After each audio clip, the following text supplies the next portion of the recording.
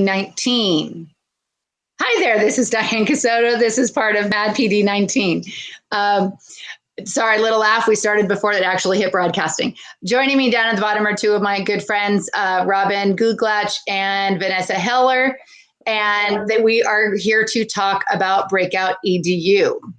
I am going to go ahead and share my screen so we have a little bit of background excuse me, on what some breakout stuff is, and then we will chat with the three of us.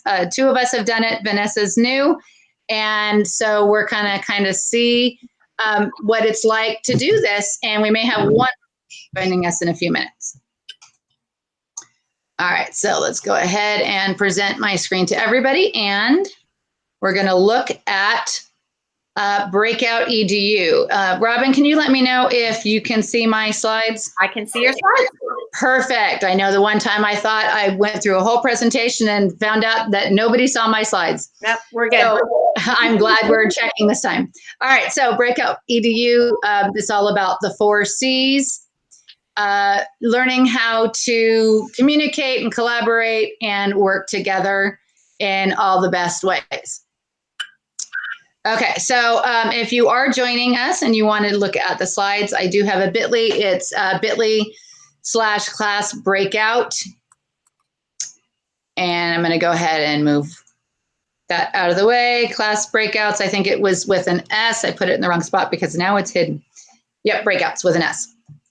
All right, so just a little bit, if you have my slides, you can click on the BreakoutEdu link, and it'll take you to the Breakout website. Basically what it is it's an escape room in a box. You solve a bunch of different clues to open up the locks, and then you tend to give them some kind of a prize. It's great for introduction to new curriculum or reviewing curriculum you've already done. And it really does help create that class community because they have to work together. So how does it work? If you're doing the physical breakout, you're putting clues around the classroom along with various, locked boxes or locks that are on one big physical box. They solve the clues to open the links, usually within a time constraint. Typically, that's about 45 minutes. You can always extend it if they're close, or I've had some classes break out in 12 minutes, and then you're like, okay, great, we have lots of extra time to debrief. Once all the lights are open, students can get some kind of rewards inside the big box. I tend to put a lot of candy or homework passes, but really it's a lot about bragging rights, especially if you have multiple boxes in your room where you can, hey, we beat you guys, and then challenge class after class if you're above elementary level. The best part of it is the group discussion and the debrief at the end. Not only can you review the concepts that they struggled with the curriculum, but you talk about what they did well, what they needed to improve, how they work together as a group. And that's where a lot of the most important discussion points of your classroom come in. Needed materials. If you're doing the physical breakout, you need at least one box. Multiple boxes are suggested for larger classes. I have had a class of 36 do it both with one box as well as 3 different boxes. The 3 boxes worked a little better for my class because then I don't have kids just sitting around letting everybody else do the work for them. But you can do it with one box where different groups work on one specific lock, or they take turns opening up the big lock and they just show you the keys. You need a word lock, a key lock, 3-digit lock box or a 3-digit lock with a smaller box, a 4-digit lock, a directional lock, and a hasp to hold all those locks. Now, all of this can be bought on BreakoutEdu, but I'm gonna let you in on a little secret. I got an Amazon gift card from my class last year for Christmas, and because of that, I was able to buy basically my own kit with just like a Black & Decker toolbox and a bunch of locks. And I think I spent less than $50 on it. It's not the best, and I've had to replace some of it, but it does work. I did talk about physical versus digital. So when you go digital, you're still reviewing some of the same skills. A lot of the holiday ones are great for the digital ones. You don't need the box, so you're talking about no or low cost. They can complete them by themselves or in pairs. as opposed to a whole class doing the same one at the same time. So it's a great way to introduce them to the idea of what a breakout is, although some of them tend to be a lot harder. Some have a timer, some don't, depends on where you get your digital. And the only problem I've found so far is that they have to finish it in one setting. So if it's a quick, okay, we have 10 minutes, it probably isn't going to work. You still might need that 45 minutes. And if they don't finish, it's a Google form answer usually. And so you have to make sure that if they didn't finish, that they write down the answers they've already solved if they want to go back and solve it later so that they don't have to finish it. But it's one of those, it's a little bit easier if you don't have the full box. So the 4 C's that we talked about, collaborate. Students are constantly working together to solve the locks. So they are, whether in pairs or large groups, it really doesn't work where it's only one person that can solve it on its own. Communicate. They have to talk about how they're solving those locks. The critical thinking with the problem solving, multiple things that have to be solved. Creativity, it goes beyond the traditional worksheet to reinforce the concepts that were taught in class. Like I said, you could do it as an intro or a review or just a team building. There's a lot of them. I tend to do a lot of Dr. Seuss around Dr. Seuss' birthday in March, and I know Mrs. Googlat Robin does the same thing. Sorry, she was my librarian. She was Mrs. G for years. So I know she does the Dr. Seuss one as well. And there's some of them are just fun, and the kids work together in great ways that don't always have to do with specific curriculum, but they're getting so much out of it that's beyond the curriculum, and you can throw in a couple things in there. If you do have the bit.ly/class breakouts with an S, capital C, capital B, I have links to the paid platform from EDU. If you sign up for their free version, you can get some free breakouts. They're great for deciding if you want to pay for the platform. And then I also give you the link to some created by just various users that are trying them out. And they can, I found a lot of those are really, really good. A couple of the resources, Mara Venturino is great. I have a link to her website and her blog about breakouts and how it worked in her classroom. That's her Twitter handle. And Justin Bickler, that's his Twitter handle. And definitely talk to either one of them if you have some questions, because they are some great researchers. They're the two that started the digital ones, but I know that they both also do the physical breakouts. So I'm going to go ahead and stop sharing my screen. And I'm going to kind of send it over to Robin here, because I know as a librarian, a lot of times people think, oh, this is something just for the classroom. So could you share some of your, how you work on it in the library for a minute? Sure. I have done my beginning of the year library orientations through the breakout. We theme it on bats in the library.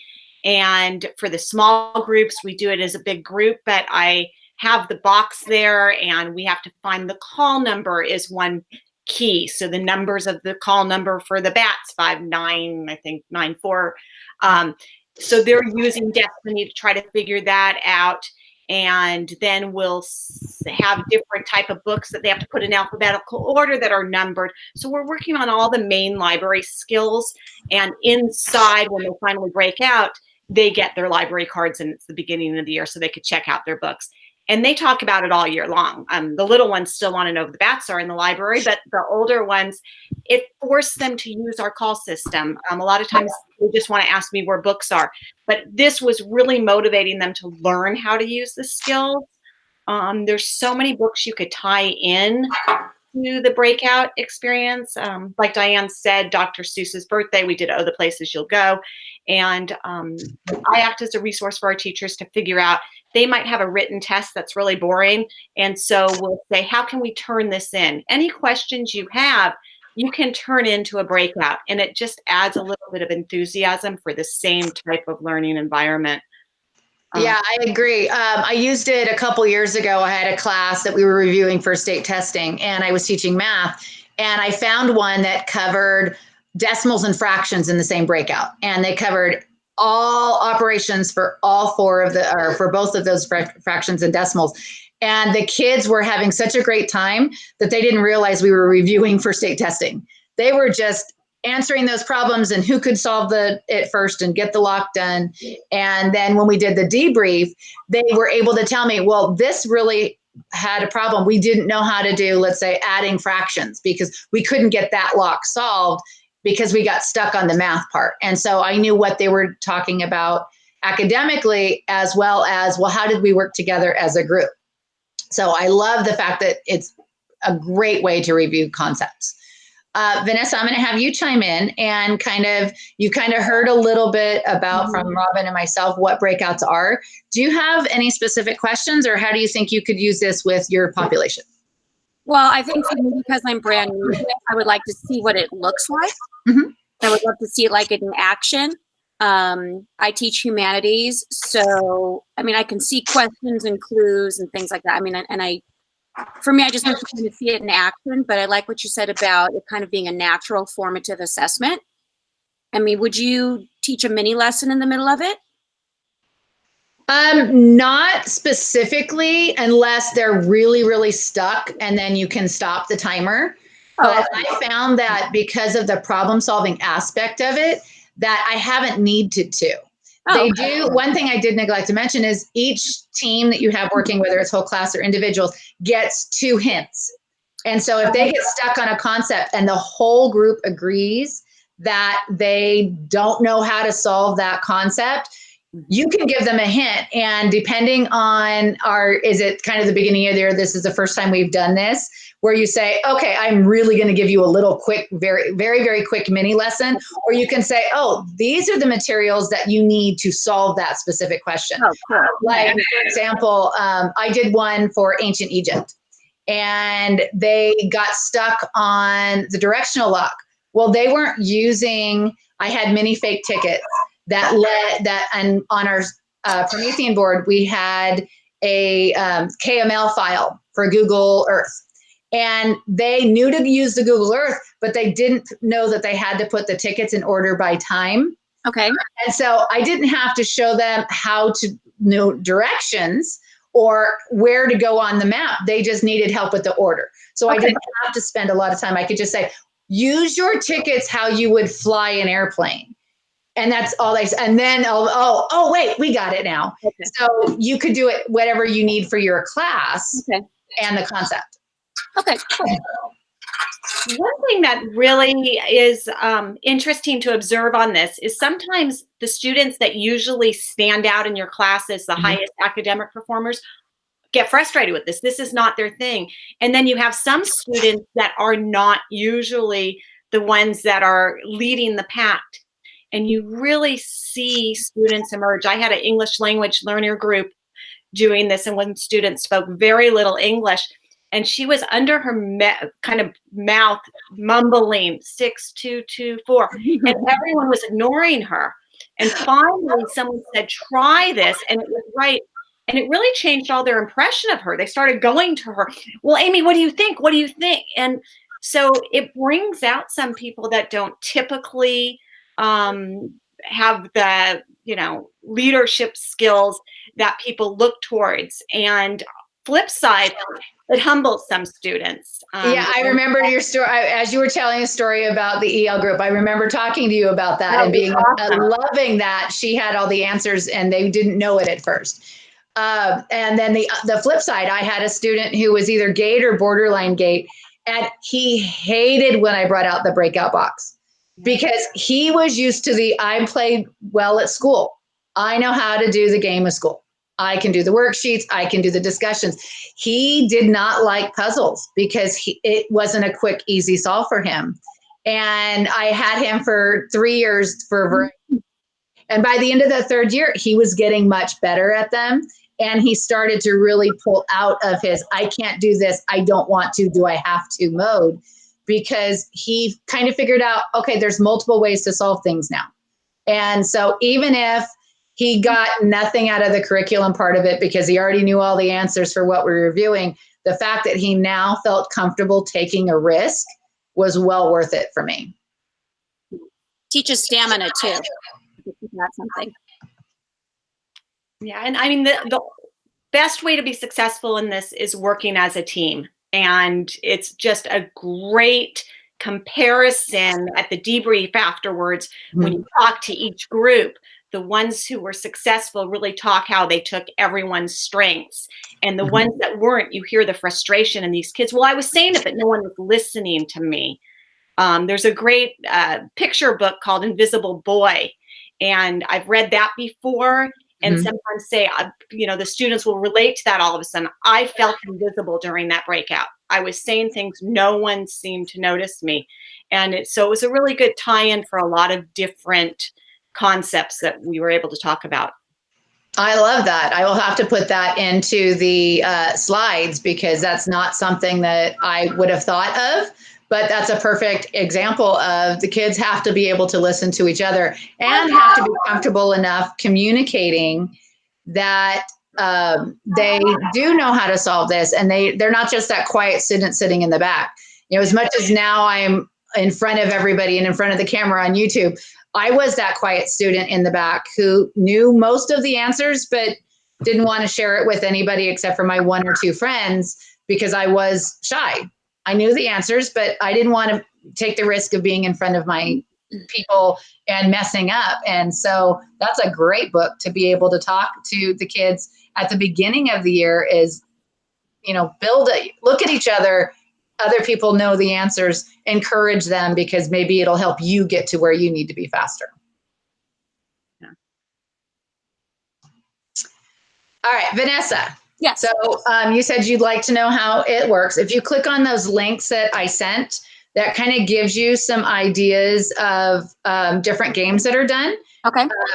They are by grade level. They are by subject matter. So there's a whole bunch of stuff that you can look at and try for what works for you. Okay. Are there templates that one can follow? They tell you exactly what the locks are, the lock answers are, what the little story that you read to get the kids engaged in what they're doing. That is all completely set up for you. I've actually created 2 of my own. One I've used multiple years. It was very successful. It's for Egypt. So I will share that with you because you teach Egypt. So I will let you have that one. But there's anything that you can think of on them, and it's already all set up for you. You don't have to do anything other than purchase the locks and the boxes to put them into for the kids, or if you're doing the digital, share the link with them, which makes it very easy for any teachers that are really willing to try it out. Okay, and then one box you can just use different games with. Is that correct? I don't have to get like a new box every time. No, absolutely not. You get one box and then you just reset the locks. Okay. And as a recommendation, I think Robin and I both learned this, that as soon as your game is over, reset to a specific, every single time, this is what it is. Like reset your 3-digit or your 4-digit number locks back to 000. Because what's going to happen is you're going to go to reset to a brand new game, put in the new code, and you completely forget what your last code was, and it's locked. And we've lost many locks that way, and it's frustrating. So if you reset it right after you're done and have the kids leave it open for you to reset, then that's just kind of a little hint for you. And the other thing is, the one thing I wish that BreakoutEdu did is they have new directional locks, and I wish they sold them separately, because the ones that that used to be sold that I'm still using are the ones that are a big circle like locker locks, and you go up, down, left, and right for directions, and they break constantly because they're not made for this. But they are great to have, like when you're doing Egypt, you want a lock to talk about direction. So I wish they did sell those individually. I think they're hearing a lot of rumors from people that they want to, so I'm hoping that maybe they eventually will. But if you do if you really like the idea of it and buy your first box from BreakoutEdu, then you'll have that lock anyway. And then they do replacements and other stuff that you might be able to after you buy their first locks. Cool. All right. So very easy. The cost for one box is not overly expensive if you figure out that how often you would use it in their classroom. I think our first box that we bought, Robin, 4 years ago, something like that is still working. We've only had 1 or 2 locks that we've had to replace because either they just got worn out, like the letters on the word lock, wore down, or somebody locked it and forgot what the code was. We've had very few replacements in those 4 years. And I've used it a lot. I know Robin used it a lot when she was in our library. And it's a great investment to have multiple times because of all the things that you can do with it. Even if you do it only twice a year, you're looking at a long-time investment that the kids just love. Okay, and it's not content specific, so you can share it with anybody. Okay. Absolutely. Yeah. I do it a lot still at my school, and I teach 5th and 6th grade ELA and social studies right now, but I used it for my math. I know our teacher next door to me uses it a lot, and they use it for all kinds of subjects. Holidays are great. Like I said, Dr. Seuss, there's several really good Dr. Seuss ones on there.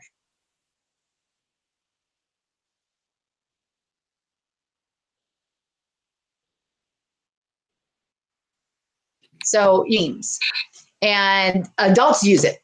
We've used it at staff meetings. So it's great. You can use it school-wide or just in your school, depending on what it is you want. Talk to your principal, see if you can buy a whole bunch for the school and have multiples for multiple classrooms, or one for every classroom. It's a great capacity of a certain number of kids that can use one breakout box. I've used it, like I said, 36 on one. Okay.